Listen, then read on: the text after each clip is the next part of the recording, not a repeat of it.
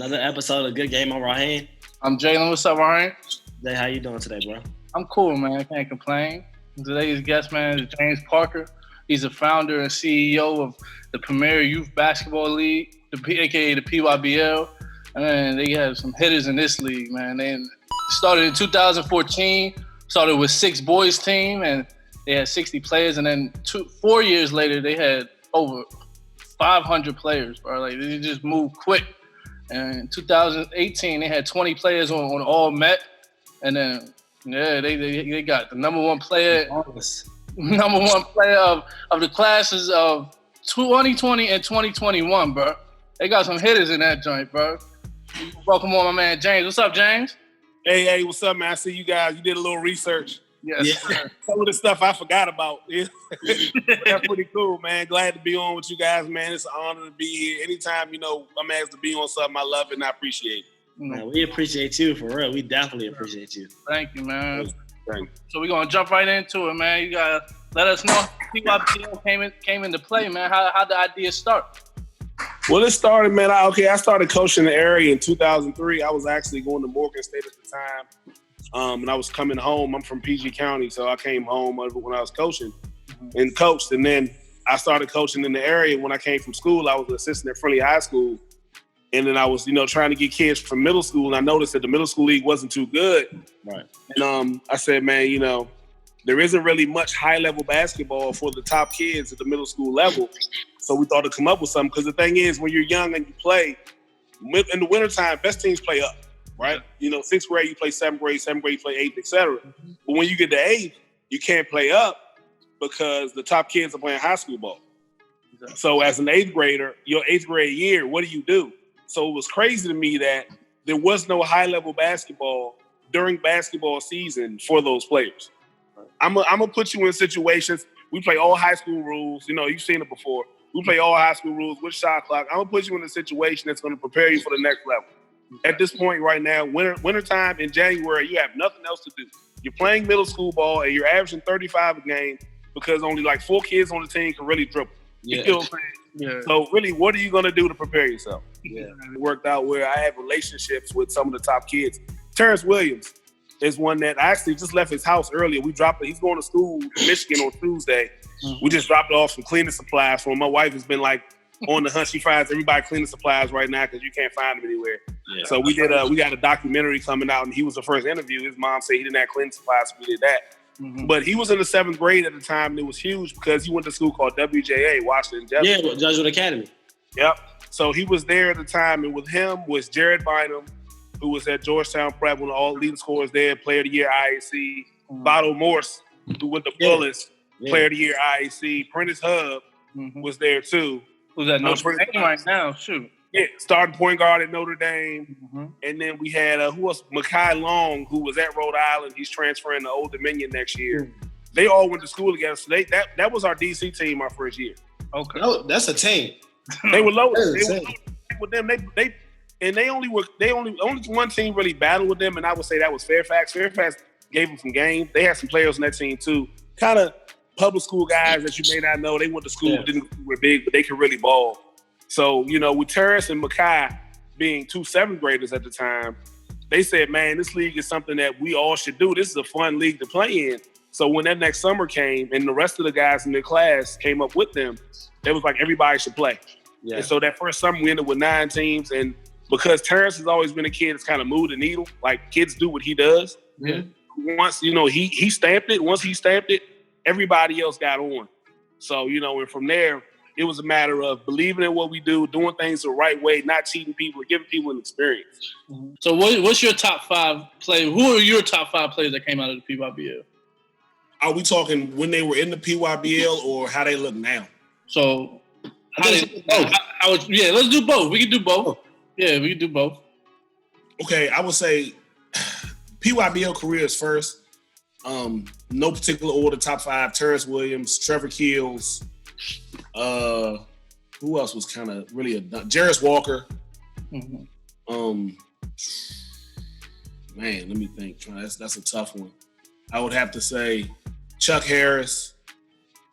That's 4. Let me see. Trevor. These are the ones that really come to mind when I think of these dominant players in the league. Mm-hmm. Fifth one, man. It's like a lot of guys could get in that category as a fifth guy. One that people don't really know much about is a kid named Jamar that's at St. John's. He plays football now. He stopped playing basketball. He's a point guard, but he actually got football scholarships as a sophomore. Jamar had about 3 triple doubles. Amani Hansberry is another one that comes to mind. Hunter Dickinson. Amani Hansberry, that sounds familiar. What school did he go to? Freshman at St. John's. He started at St. John's this year. Okay. He's probably been one of the best traditional bigs we've had ever. He can play, man. He's gonna be all WCAC probably next year. Shit, that's all right. What about right now? In the league now, who are the best players now? Kid named Devin Harris was really good. He's going to PVI next year. I would say who else? It's not Devin Harris. Darren Harris. I'm sorry. I'm thinking 2K. Darren Harris. Darren Harris was probably, I would say he stands out. A kid named Del Morte Jones, who's going to St. John's, can really score the ball. Del Morte is going to make an impact next year in the WCAC. He can score flat out. Flat out. One of the best we've had. What about youngin that when the CCBN was at there, we saw this one kid. I called him a PYBL young boy. What's his name? Deshaun Harris Smith. Love him. Yeah. Yes. You the one that you gave him that day. Yeah.